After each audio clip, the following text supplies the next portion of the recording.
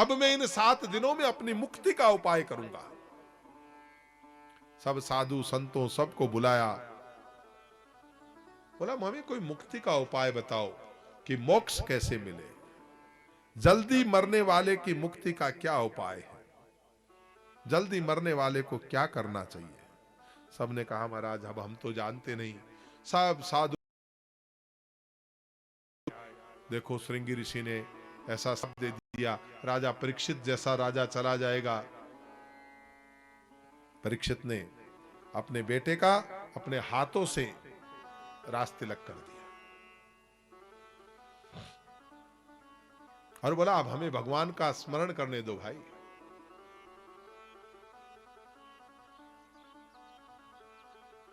जल्दी मरने वाले व्यक्ति की मुक्ति का उपाय क्या है, बस यही प्रश्न हमें सुनाओ।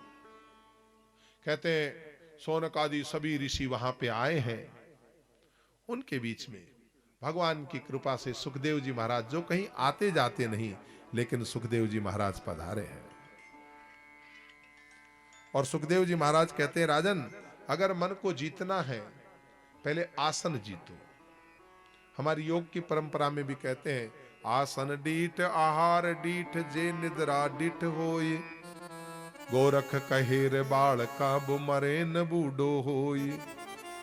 जिसने आसन को जीत लिया है, जिसने अपने मन को जीत लिया है,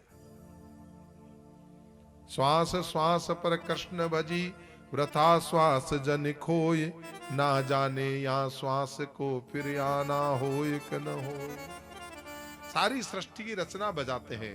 नागसेन निज नाम ते नीरज प्रकट नबीन, अज नीरज ते उदित बो थल विचित्रता कीन, धर उरग नेम पथ में पियाल जल में जमाए कूरम कयाल, चौ दिशाचार दुर्गपाल धार दिए शेष नाग सिर टेक भार, ऊपर बनाए तिनके विभाग के सप्त द्वीप सुंदर सुजाग, कि सप्त द्वीप नवखंड फेर, तापर धराय पर्वत सुमेर, तापर बसाए बैंकुंठ धाम, उत्तम आवास सुंदर मुकाम, जहीं बरनपुरी के महर आप, तह धर्म करत साचो निसाप, बनराय वृक्ष 18 भार, सही समद रचे सातो समार, 999 नदी निधान, नाला अनंत नहीं प्रमाण, 68 बनाय तीर्थ मुकाम, तई सप्तपुरी और 4 धाम, 99 करोड़ खेड़ा सुताप, 50 करोड़ पृथ्वी समाप, यही भांति द्वीप सातो बनाए, दिए 7 समद आटा लगाए, तजबीज काम विश्वास 20, हिकमत 1000 हुंदर 36, या विधि से रचना करी बांध सकल विस्तार, पुत्र भय निज ब्रह्म के 88,000। 4 वेदों की 1131 शाखा हुई, सारी सृष्टि की रचना सुनाई है। ऐसा हमारा दूसरा स्कंद के अंदर जो है वो पूरी चर्चा आती है। और उसके बाद में कहते हैं कि जब सबसे पहला कोई मनुष्य बना तो सबसे पहले मनुष्य के रूप में भगवान मनु और शत्रुपा हुए हैं। श्याम मनु और शत्रुपा। श्याम मनु और शत्रुपा के 2 बेटे और 3 बेटियां हुई। प्रथम पुरुष के रूप में मनु और शत्रुपा, उनके 2 बेटे हुए, 3 बेटियां हुई, पर्यायवर्त और उतानपात। और भाई आहुति, देवहुति और प्रसूति। आइए हम बात करते हैं देवहुति की। देवहुति का विवाह कर्दम ऋषि के साथ हुआ।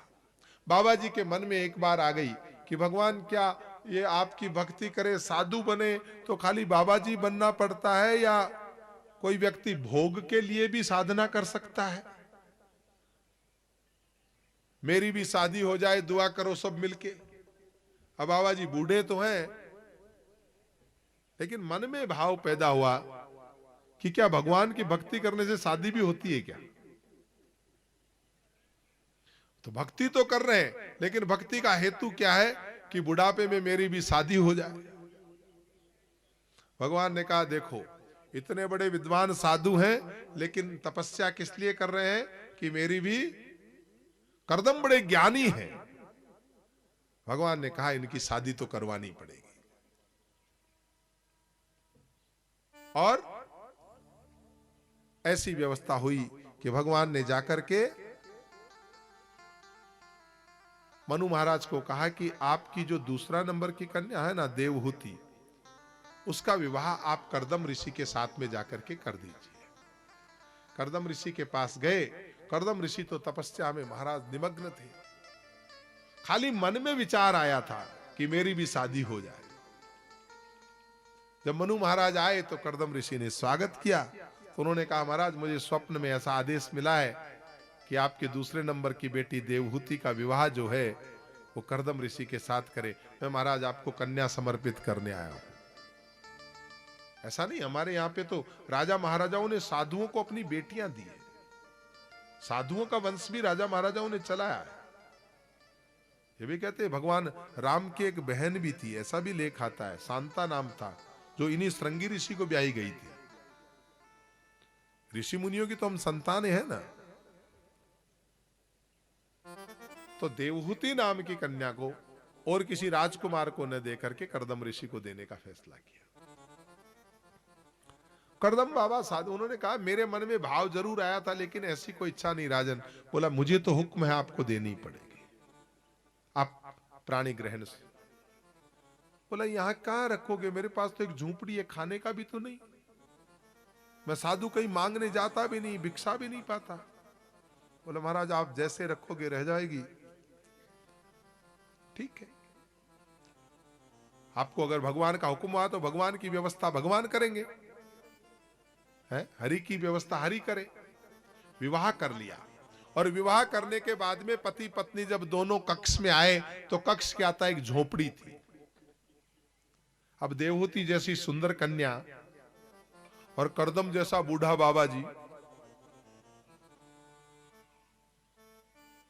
बोले महाराज मुझे कहां रहना होगा। बोला इस झोपड़ी में। उस झोपड़ी में बिल थे, एक बिल में से फू करके। बोला महाराज ये, बोला अपने साथ ही रहते हैं। बोला इधर, बोला इन बिलों में चूहे रहते हैं और इस बिल में सांप रहता है। देवहूति समझ गई महाराज मैं रह सकती हूं। पास में देखा, गाय और शेर एक घाट पानी पीते हैं, चूहा, मेंढक और सर्प एक ही बिल में रहते हैं, लेकिन किसी को कोई डर नहीं है, क्योंकि संत जहां रहते हैं वहां प्रेम रहता है, वहां किसी से दुश्मनी हो ही नहीं सकती। जो जन्म से एक दूसरे के दुश्मन है, चूहा को सांप, सांप को चूहा दिख जाए छोड़े क्या। लेकिन आज सांप और चूहा एक जगह रहते हैं। बोला महाराज अपने लिए, बोला मेरे लिए वो 1.5 फुट का आसन लगा हुआ है, मैं अभी साधना में बैठ जाऊंगा। महाराज मैं, बोला तू भी एक 1.5 फुट का आसन लगा ले।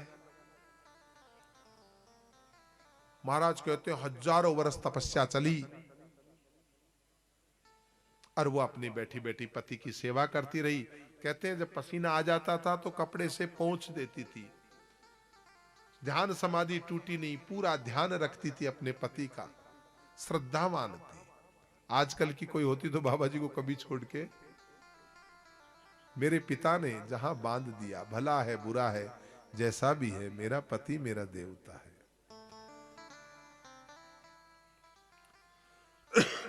कई वर्षों बाद जब समाधि टूटी तो पूछा कि अरे बुढ़िया तुम कौन हो, क्योंकि अब तो बुढ़िया हो गई थी ना। बुढ़िया तुम कौन हो। बोला मैं महाराज बुढ़िया आपकी पत्नी हूं। बोला अरे तुम अभी तक यही हो, कहीं गई नहीं। बोला महाराज आपको छोड़ के कहां जाती। अरे तुमने मेरे लिए इतने सितम सहे, आओ मैं साधुता का चमत्कार दिखाता हूं, मेरे साथ आओ, इस सरोवर में स्नान करो। वो बिंदु सरोवर है। बिंदु सरोवर में जो ही स्नान किया, कर्दम 20 वर्ष के जवान और वो 16 वर्ष की युवती हो गई। कहते हैं उसी बिंदु सरोवर के पास एक महल बना, वहां उन्होंने काफी समय विहार किया, लेकिन एक शर्त के साथ। क्योंकि कहते हैं उन्होंने एक शर्त भगवान से रखी थी तपस्या में, शादी तो कर लूंगा लेकिन बेटा तुम्हें बनना पड़ेगा। भगवान ने कहा मुझे मंजूर है। पर बेटा तुम बनोगे तो भी मेरी शर्त है, जो ही तुम बेटा बन के आओगे उसी दिन मैं चला जाऊंगा। बोला मुझे मंजूर है।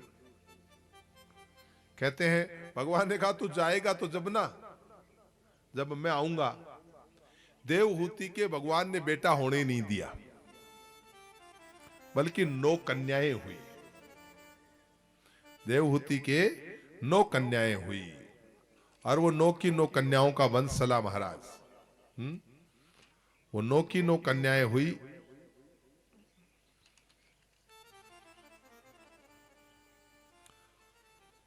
अब 10वें के अंदर जो है कर्दम ऋषि के यहां पे भगवान कपिल का अवतार होता है। बोले कपिल भगवान की। कपिल अवतार की कथा आती है। कपिल के जन्म लेते ही अपने वचन अनुसार कर्दम ऋषि तो भगवान की साधना करने के लिए चले गए, और मां देवहूति ने उन्हें अपना गुरु माना। बड़ा बड़ा मार्मिक संवाद है कपिल और देवहूति का, लेकिन समय की बड़ी मर्यादा है। कपिल और देवहूति का संवाद तो हम नहीं कर पाएंगे, लेकिन हम कथा का थोड़ा आगे बढ़ाते हुए एक बात तक हम जरूर पहुंचेंगे। उन्हीं पर्यायवर्त और उतानपात में देवहूति के जो भाई थे राजा उतानपात, ये तो बहन की कथा हुई। इनका जो भाई था महाराज मनु का बेटा, उनका नाम था उतानपात। उतानपात राजा के पहली पत्नी थी जिसका नाम था सुनीति। जो नीति पे चलने वाली थी उसका नाम था सुनीति। सुनीति पतिव्रता धर्म का पालन करती थी। राजा भी सुनीति को चाहते थे, लेकिन एक दिन राजा कहीं घूमते घूमते कहीं शिकार पे गए कि उन्हें एक और सुंदर लड़की मिल गई। उसको अपने घर ले आए। उसका नाम था सुरुचि। पहली थी सुनीति और दूसरी पत्नी के रूप में सुनीति को लेकर के आ गए। और जो ही सुरुचि आई तो उसने आते पूछा ये कौन है? बोला ये मेरी पत्नी है। तो बोला मुझे पहले बताते। अब या तो घर में ये रहेगी या फिर घर में मैं रहूंगा, मैं रहूंगी या फिर ये रहेगी। तो उन्होंने कहा भाई देवी अब तू आई है। आदमी को नीति कहां पसंद आती है, रुचि पसंद आती है। इसलिए सुरुचि को रख लिया और सुनीति को पास में दूसरा एक आश्रम में सुनीति रहती है। दोनों के गर्भ से एक एक बच्चे का जन्म हुआ। सुनीति के गर्भ से जिस बच्चे का जन्म हुआ उसका नाम ध्रुव है, और सुरुचि के गर्भ से जिस बच्चे का नाम हुआ उसका नाम उत्तम है। आज ध्रुव की इच्छा हुई कि मैं अपने पिता की गोद में जाकर बैठूं, लेकिन जो ही पिता की गादी पे बैठने लगा, सुरुचि ने आकर के हाथ पकड़ लिया और कहा कि आप नहीं बैठ सकते। आपको अगर बैठना है तो मेरे गर्भ से जन्म लेना पड़ेगा, और मेरे गर्भ से जन्म लेने के लिए तुम्हें भगवान की तपस्या करनी पड़ेगी। एक मार्ग तो बता दिया, भगवान की तपस्या लेनी पड़ेगी। लेकिन भगवान की तपस्या करने के बाद क्या कोई गर्भ से जन्म लेता है क्या? वो रोता रोता गया मां के पास। मां मां मां, छोटी मां ने मुझे यूं कहा अगर तुम्हें बाप की गद्दी पे बैठना है तो मेरे गर्भ से जन्म लेना पड़ेगा, और उसके लिए तुम्हें भगवान की भक्ति करनी पड़ेगी। तो बोला बेटा मां ने सलाह अच्छी दी है, तू भगवान की भक्ति कर मेरे लाल। मां हो तो ऐसी हो, नहीं तो आज वाली होती तो चली जाती। क्यों जी, हमारे मेरे बेटे का अधिकार नहीं है क्या? पहले तो मैं आई हूं मोड़ बांध के, नहीं कहती क्या? ऐसी ऐसी लड़ने वाली नहीं है। उसने कहा पूरे है वो मर्द जो हर हाल में खुश है। नहीं है तो नहीं। बेटा तू इस गादी पे क्या बैठता है, तू तो भगवान की गादी पे विराजमान होगा। ऐसी ऐसी माताएं जब होती है इस देश में, तब जाके ध्रुव जैसा कोई भक्त पैदा होता है। लेकिन बिन गुरु ज्ञान कहां से पाऊं, दीजो ज्ञान हरि गुण गाऊं। ध्रुव जी महाराज जब जाते हैं, रास्ते में नारद जी महाराज मिलते हैं। नारायण श्रीमन नारायण, नारायण श्रीमन नारायण श्रीमन नारायण नारायण नारायण भज मन नारायण नारायण नारायण लक्ष्मी नारायण नारायण नारायण लक्ष्मी नारायण नारायण नारायण श्रीमन नारायण नारायण नारायण ओ श्रीमन नारायण नारायण नारायण हरिओम नारायण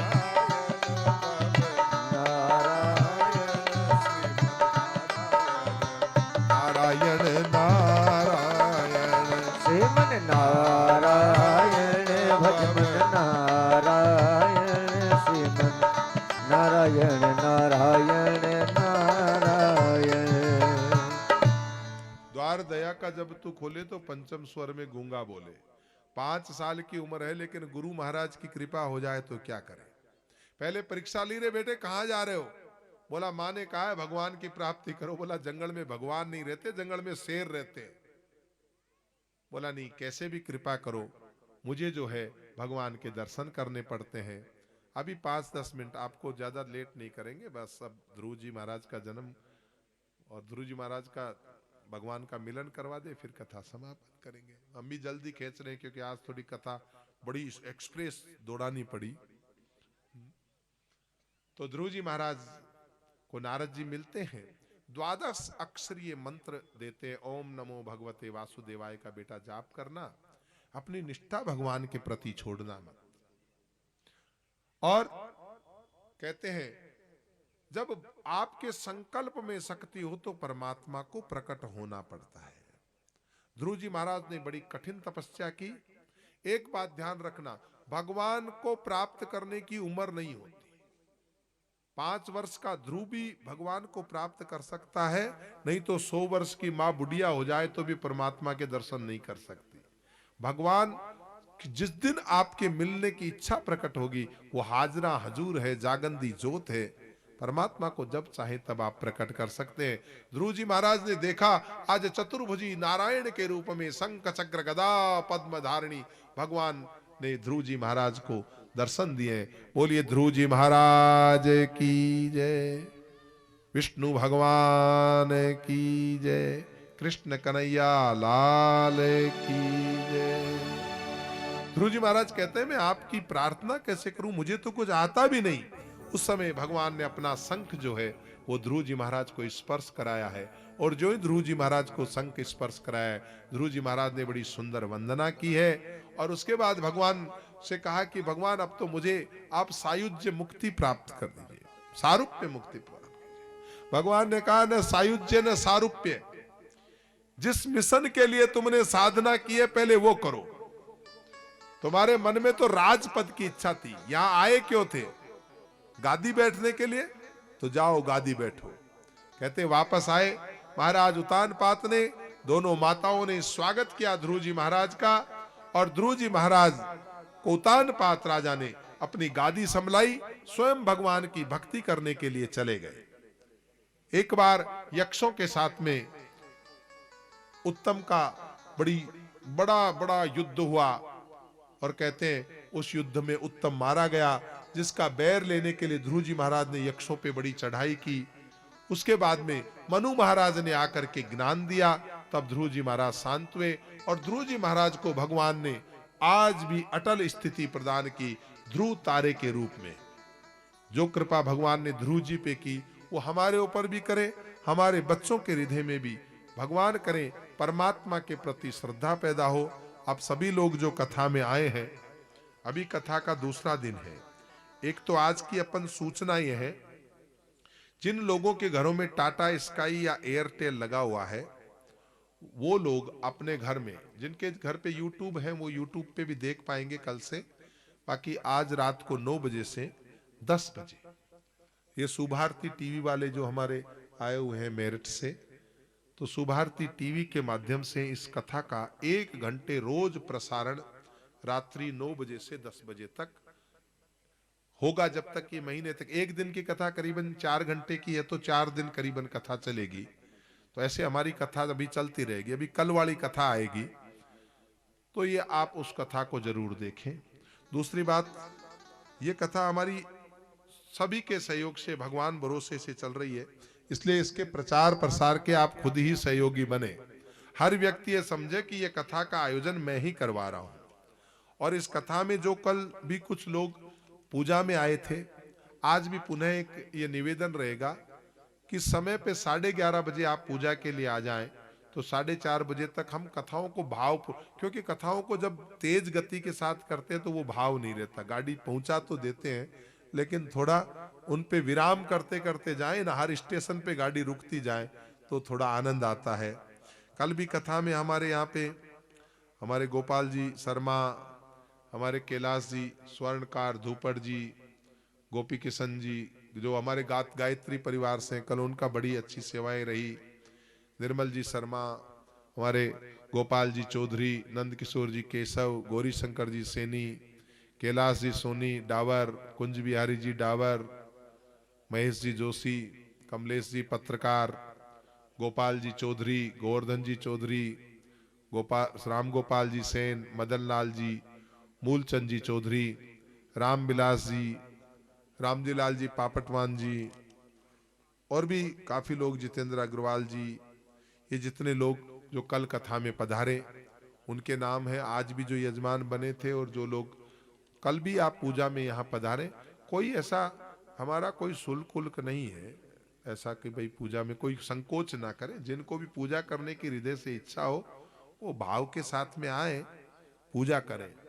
और अपने यहाँ कथा करवानी चाहिए, ये तो आपका ध्येय है, लेकिन ये समझो कि ये कथा मैं ही करवा रही हूँ, ये कथा हमारी तरफ से हो रही है। क्योंकि सामूहिक कथा का लाभ सब लोग ले सकते हैं। किसी के द्वारा आयोजित कथा हो तो हम केवल सुनने का ही लाभ लेते हैं, लेकिन जब सामूहिक कथा होती है तो हमारे सबके हिस्सेदारी से जब कथा होती है तो सबको ये समझना चाहिए ये कथा हम करवा रहे हैं, इसलिए आपकी जिम्मेवारी और भी बढ़ जाती है। अपनी कथा समझ करके सब व्यक्ति ये समझे कि हम यजमान हैं इस कथा के, और हमें इस कथा को जितना हम आगे बढ़ा सकते हैं अपनी तरफ से निमंत्रण भी दें, अपने रिश्तेदारों को भी बुलाएं, सबको बुलाएं कि हमारी तरफ से है ये कथा, आप कह सकते हैं। तो कथा में और संख्या बढ़े। और देखिए पूरा कितने देश देखेंगे इतने टीवी के माध्यम से। अपने यहाँ तो कथा हो ही रही है, लेकिन आप लोगों को कितने कितने देशों में यूट्यूब के माध्यम से और टाटा स्काई और यहाँ जहाँ भी चलते हैं उन चैनलों के माध्यम से पूरे देश विदेश में भी, देश में भी और विदेश में भी, कई जगह एशिया में ये कथा हमारी चल सकती है ना।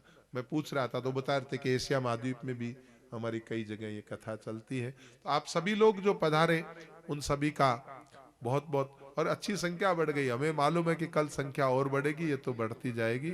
अभी हम आरती की तैयारी करेंगे, एक थाली नीचे दे देंगे आरती की, एक आरती तैयार करो है? थाली दो नहीं है, एक नीचे और दे दो उनको, एक हाँ आरती नीचे से भी कर ले कुछ लोग यजमान वगैरह ऊपर है। और एक मैं और कह दूं, हमारे दादू पीठाधीश्वर जी जिन्होंने अभी देवलोक गमन किया है, और महाराज श्री के आज सत्संग का कार्यक्रम, आज सत्संग है और कल वहाँ भंडारा साधुओं का होता ही है, वहाँ भंडारे का भी आयोजन है। या आप वहाँ से निमंत्रण लेके ही आए हैं, दादू पीठाचार्य जी महाराज जो है उन्होंने भी निमंत्रित किया है। तो हमारी तो हम बहुत बड़े बड़भागी हैं, पास में ही इतनी बड़ी दादू पीठ भी हमारे पास में 10 किलो, सब जानते हैं वो तो है। तो आज संत श्री भी वहाँ से पधारे हैं, आपको भी हम व्यासपीठ से नमन करते हैं, आप सबको नमन। और कथा को और भी आप खूब पधारे, समय पे आए। एक थोड़ा सा निवेदन ये है, शुरू में जब कथा प्रारंभ होती है ना, माताओं से निवेदन है जाने की जितनी जल्दी रहती है ना, हम तो कोशिश करते हैं आपके भाव देख लेते, एक माता जी उठी तब तक देख लेते कि कोई जाए नहीं, उससे पहले हम विराम कर दे। ध्रुव जी महाराज के प्रसंग को 5-7 मिनट में कंप्लीट किया कि भाई क्या करें, आपकी जिम्मेवारियां हैं, घर की जिम्मेवारियां हैं, आपको जाना रहता है। भैया करो तैयारी करो। कर्पूर गौरम करुणा, आरती के लिए कुछ सभी लोग खड़े आ जाए जाइए। जोड़े, वो जो सुबह पूजा की थी सोनी जी, उनके या बाकी के भी जो जोड़ा आना चाहिए नीचे से कर ले, बाकी लोग आरती की थाली नीचे भी आ रही है, और एक दो जोड़े कुछ लोग जो हैं वो ऊपर आ जाए। आरती कुंज बिहारी की, गिरिधर कृष्ण मुरारी की। आरती कुंज बिहारी की, श्री गिरिधर कृष्ण मुरारी की। आरती कुंज बिहारी की, गिरिधर कृष्ण मुरारी की। आरती कुंज बिहारी की, श्री गिरिधर कृष्ण मुरारी की। गले में वैजंती माला, माला गले में वैजंती माला, माला बजाए मुरली मधुर बाला, बाला ओ बजाए मुरली मधुर बाला, बाला बजाए मुरली मधुर बाला, बाला ओ बजाए मुरली मधुर बाला, बाला श्रवण में कुंडन जल काला, काला ओ श्रवण में कुंडन छल काला, काला नंद के आनंद नंद लाला, लाला ओ नंद के आनंद नंद लाला, लाला गगन सम अंग कांति काली, काली ओ गगन समी अंधकांति काली, काली राधिका चमक रही आली, आली ओ राधिका चमक रही आली, आली लतन में ढाढे बन माली, माली रतन में ओ घारे बने वाली, वाली भ्रमर सी अलक कस्तूरी तिलक, चंद्र सी झलक ललित छवि श्यामा प्यारी की। गिरिधर कृष्ण मुरारी की, आरती कृष्ण बिहारी की, गिरिधर कृष्ण मुरारी की। कनकमय मोर मुकुट बिल से, बिल से कनक में मोर मुकुट बिल से, बिल से देवता दर्शन को तरसे, तरसे ओ देवता दर्शन को तरसे, ओ तरसे गगन सो सुमन राशि बरसे, बरसे गगन सो ओ सुमन राशि बरसे, बरसे बजे मुरचंग मधुर मृदंग, ग्वालिन संग अतुल रति गोप कुमारी की। गिरिधर कृष्ण मुरारी की, आरती कृष्ण बिहारी की, श्री गिरिधर कृष्ण मुरारी की। आरती कुंज बिहारी की, श्री कृष्ण मुरारी की, आरती कुंज बिहारी की, श्री गिरिधर कृष्ण मुरारी की।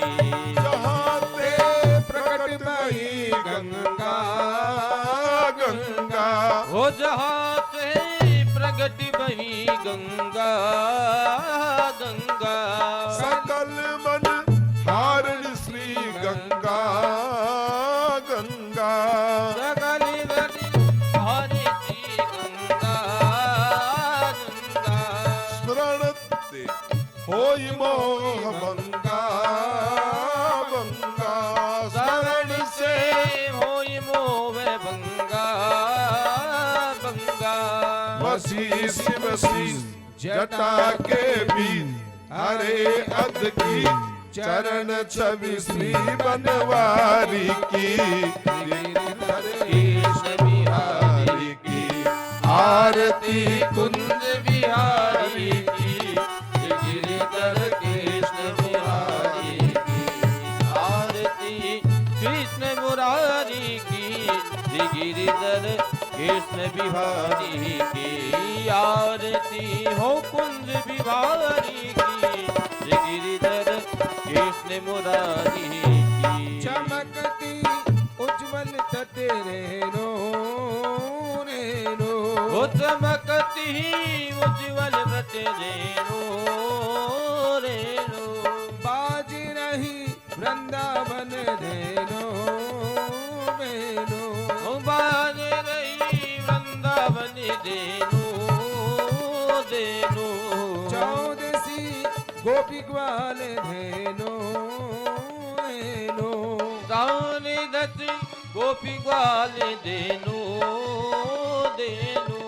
हसद मद मन चांदनी मन खटक भव बन तेरी सुनी दीन बिहारी श्री गिरधर कृष्ण मुरारी की आरती कृष्ण मुरारी की गिरधर कृष्ण बिहारी की आरती कुंज बिहारी की श्री गिरधर कृष्ण मुरारी की हो आरती कृष्ण बिहारी की गिरधर कृष्ण मुरारी की श्री गिरधर कृष्ण मुरारी की श्री गिरधर कृष्ण मुरारी की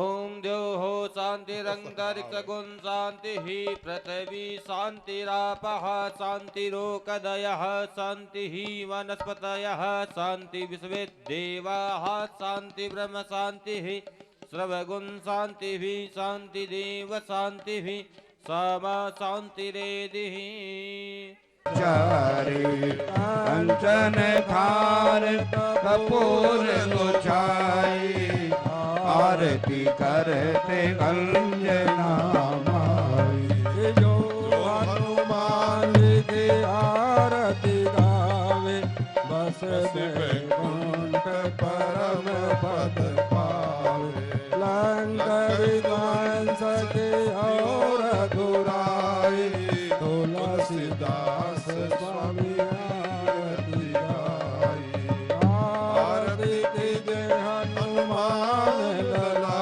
की दुष्ट दलन रघुनाथ भला की उधर दंड छोड़ो ओम जल शीतलीकरण ओम जो शांतिरंतरिक्षं शांति पृथ्वी शांतिराप शांति रोगदय शांति भय भगवान ने दिखा दिया आरती दिखा दे भगवान ने और फिर सब लोग आरती जाओ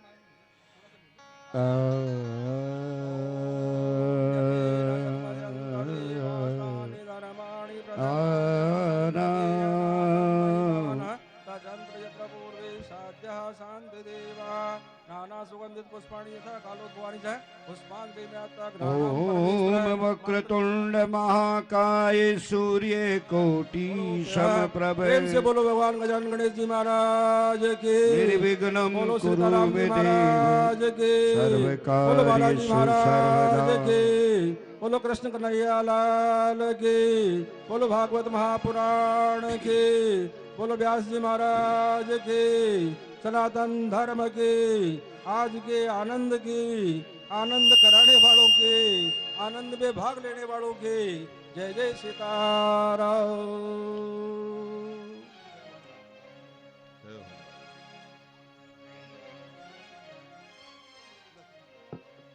गजाननं भूतगणाधिसेवितं कपीथजम्बू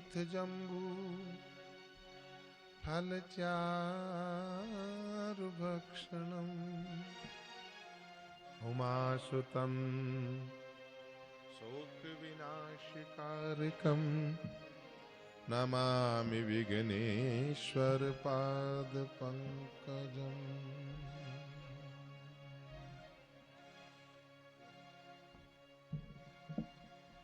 गाइए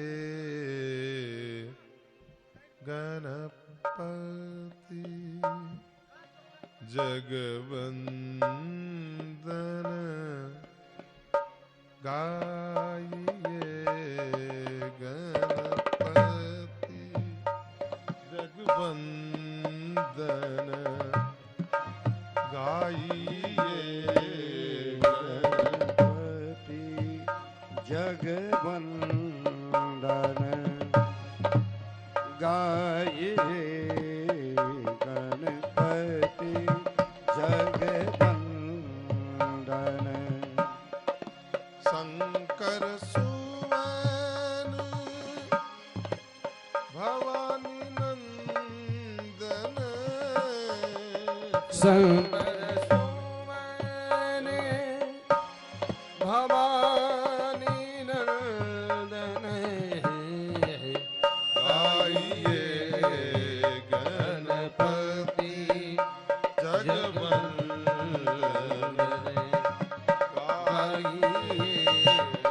गणपति जगवंदन, गाइए गणपति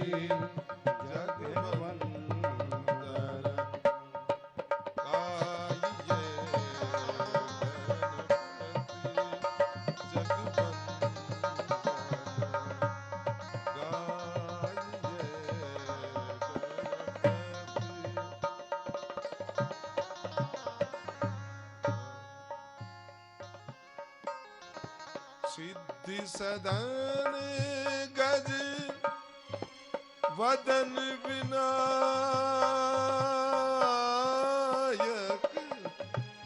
सीधी सदन गज बदन विनायक, सीधी सदन गज वदन विनायक है, सीधे सदन गज वदन विनायक, कृपा सिंधु सुंदर सबलायक,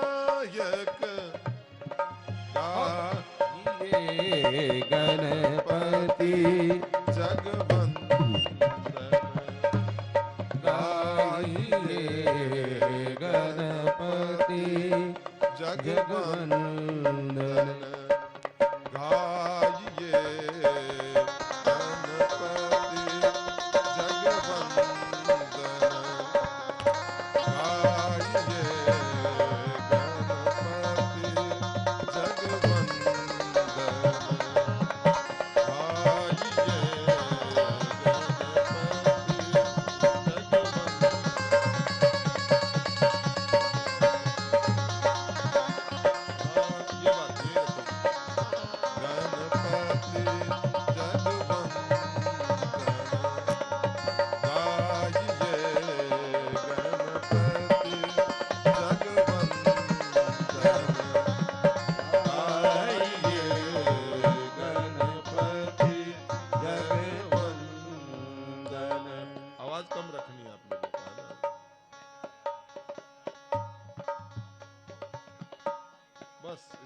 यहीं रखना।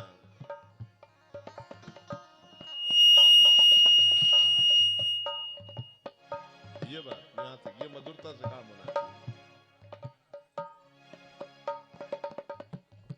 गाइए गणपति जगवंदन, मोदक प्रिय मुद मंगल दाता, मोदक प्रिय मुद मंगल दाता, विद्या वारिधि बुद्धि विदाता, गाइए गणपति जगवंदन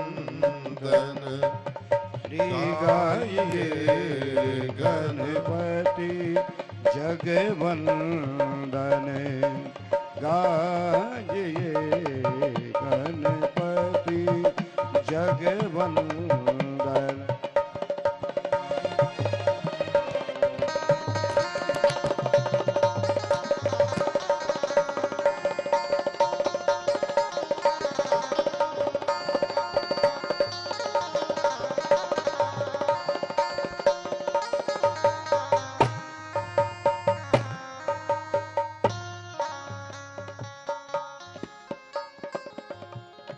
मांगत तुलसी दास कर जोरे मांगत तुलसी दास कर जोरे मांगत तुलसी दास कर जोरे बसहु राम सिए मानस मोरे गाइए गणपति जगवंदन गाइए गणपति जगवंदन गाइए गणपति।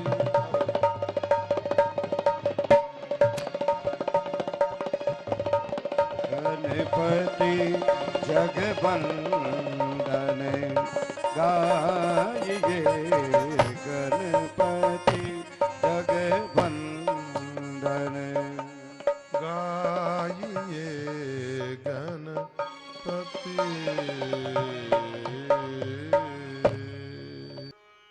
कथा प्रारंभ से पूर्व कुछ मिनट 2 मिनट के लिए कीर्तन करें, फिर कथा में प्रवेश करते हैं। श्री कृष्ण गोविंद हरे मुरारी हे नाथ नारायण वासुदेवा। श्री कृष्ण गोविंद हरे मुरारी हे नाथ नारायण वासुदेवा। श्री नहीं मैंने चेंज कर दी। इंद हरे मुरारी हे नाथ नारायण वासुदेवा। श्री कृष्ण गोविंद हरे मुरारी हे नाथ नारायण वासुदेवा। हे नाथ नारायण वासुदेवा। हे नाथ नारायण वासुदेवा। हे नाथ नारायण वासुदेवा। श्री कृष्ण गोविंद हरे मुरारी हे नाथ नारायण वासुदेवा। श्री कृष्ण गोविंद हरे मुरारी हे नाथ नारायण वासुदेवा। श्री कृष्ण गोविंद हरे मुरारी हे नाथ नारायण वासुदेवा।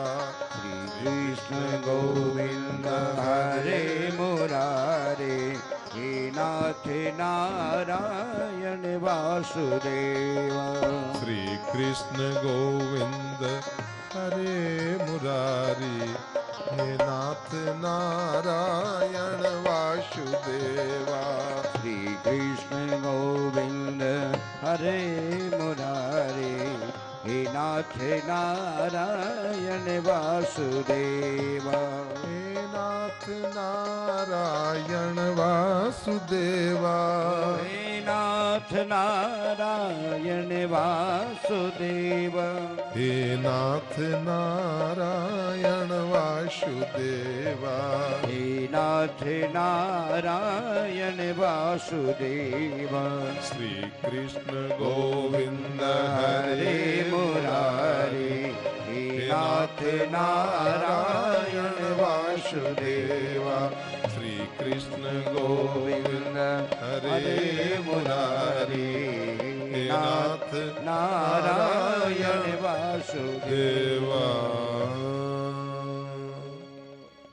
सद्गुरुदेव भगवान की जय हो, गजानंद गणेश जी महाराज की जय हो, भगवान श्री रामचंद्र की जय हो, श्री कृष्ण चंद्र की जय हो, राज राजेश्वरी लक्ष्मी मात की जय हो, सरस्वती मात की जय हो, हनुमान जी महाराज की जय हो। बोलो रे बेलियो अमृत वाणी। हर हर हर महादेव। नमः पार्वती पतय हर हर हर महादेव। महानुभाव मनोजवम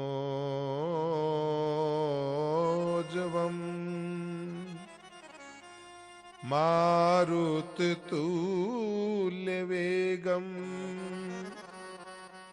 जितेन्द्रियं बुद्धिमतां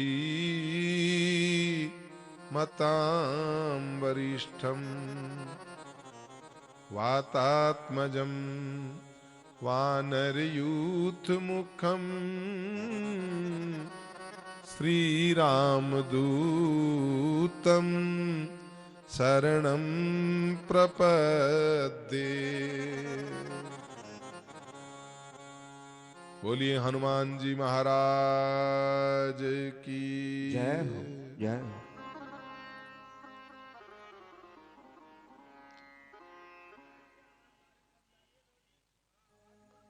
बाहर का स्पीकर जो बाहर वाले हैं उनकी आवाज बढ़ा दो। हाँ बढ़ा रहे हैं।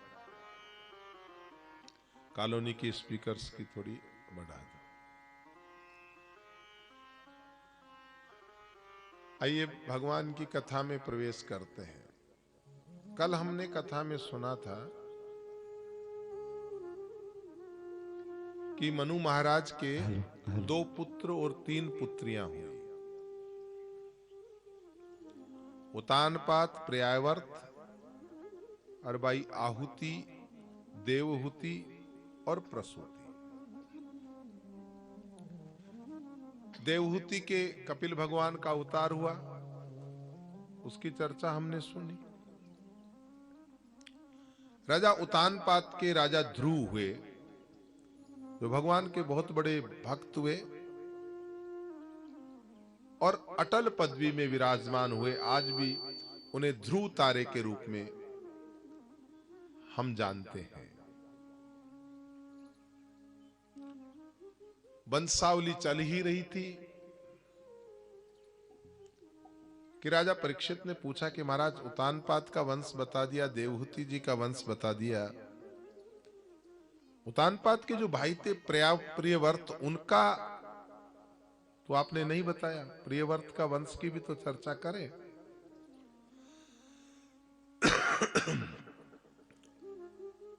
सुखदेव जी महाराज कहते हैं, राजन पहले तो यथा नाम, जैसा नाम होता है वैसा ही काम होता है। मनु महाराज ने दूसरे व्यक्ति का नाम रखा, दूसरा बेटे का नाम रखा प्रियव्रत। प्रियव्रत का मतलब होता है जीवन में कोई ऐसा नियम ले ले, ऐसा कोई व्रत धारण कर ले जो अच्छा हो, अच्छा लगे नहीं, जो जीवन को अच्छाई प्रदान कर सके।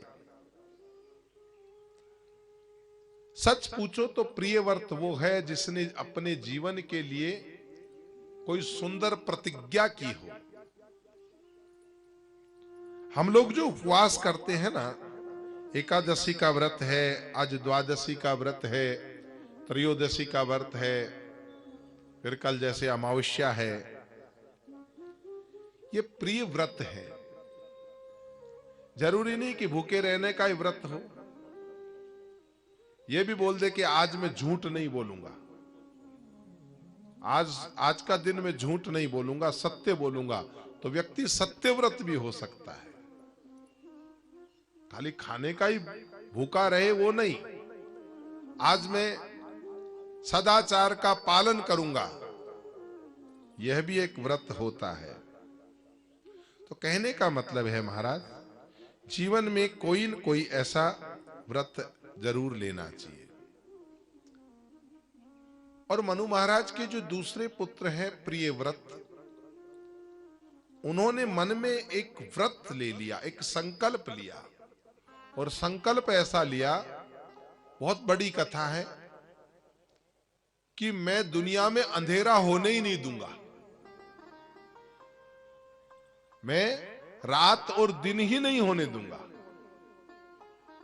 हमेशा उजाला ही रहना चाहिए।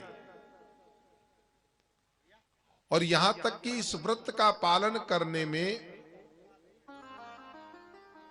उनकी सूर्य भगवान से भी ठन गई,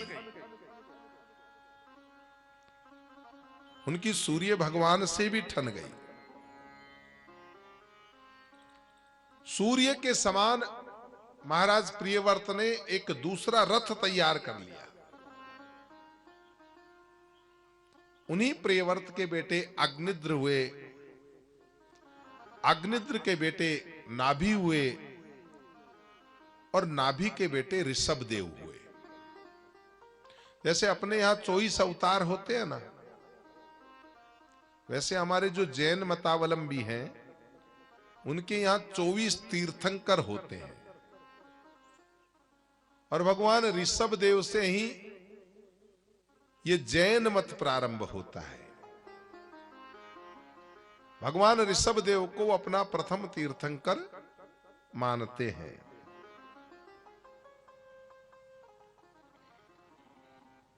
थोड़ा सा पूजा पद्धति अलग है, बाकी है तो वही सनातन का एक हिस्सा ही है। जैन संस्कृति के जो आचार्य हैं, उनमें ऋषभदेव जी महाराज प्रथम तीर्थंकर हैं।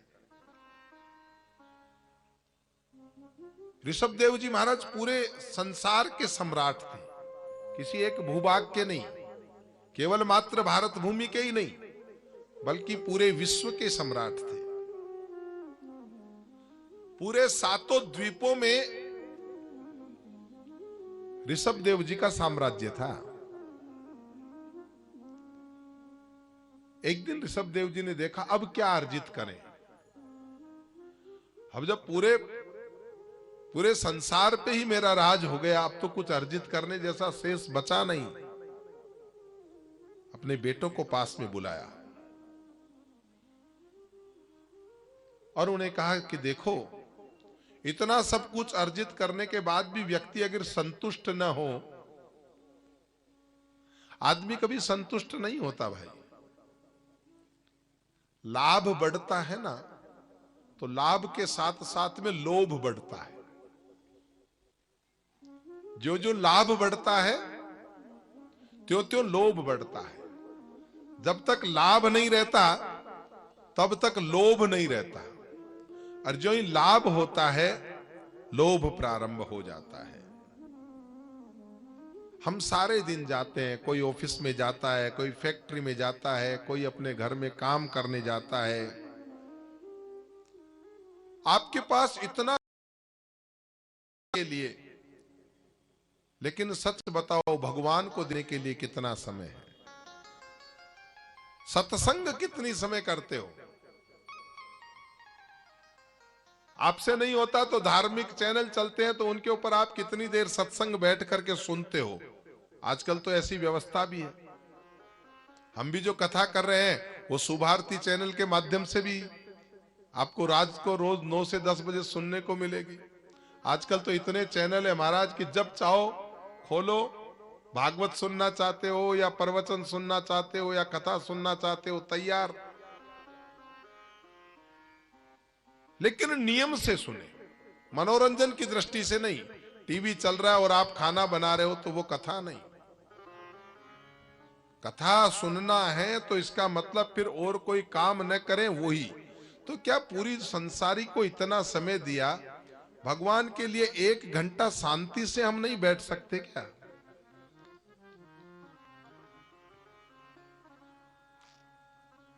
अगर नहीं हो तो अपने बेटे को या पोते को कहो कि बेटा तू कथा कर, हम कथा सुनते हैं, वो भी गौरवान्वित महसूस करेगा, उसके जीवन में संस्कार आएंगे। दादी को और दादा को ज्ञान सुनाते सुनाते दादी दादा तो क्या ज्ञानी होंगे, लेकिन ऐसे घर में कथा चलने लगी तो बेटा संस्कारी जरूर हो जाएगा, पोता संस्कारी हो जाएगा। पोते के आगे बढ़िया आसन लगाओ, व्यासपीठ सजाओ और उसे कहो बेटा तू कथा सुना, हम सुनते हैं। बेटा बोले A for apple, B for boy, उसकी जगह उसको थोड़ा ये भी बोलो बेटा थोड़ी भगवान की कथा सुना दे अब तो तेरे को, तो जीवन में आनंद हो जाएगा बात। और कहते हैं ना, जो आदमी 1 घंटा रोज कथा सुनते हो सुबह और शाम नियम से, उनकी सारी हारी बीमारी की, उनकी रोजी रोजगार की चिंता उसे नहीं करनी पड़ती, भगवान को करनी पड़ती है। योगक्षेमम वाम्यहम्। जो भगवान के भरोसे होता है उसको फिर कहीं इधर उधर भटकने की जरूरत नहीं होती। भगवान कहते हैं तू दिल से इतना विश्वास करके तो देख, तेरी बिगड़ी अगर न बना दूं तो फिर कौन पूछेगा, फिर कौन। परमात्मा से प्रार्थना करे, हे प्रभु मेरी भी बिगड़ी बने।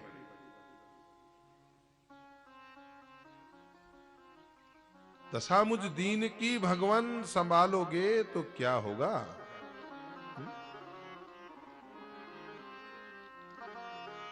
अगर मुझे आपके चरणों की सेवा में मुझे भी लगा लोगे तो क्या होगा।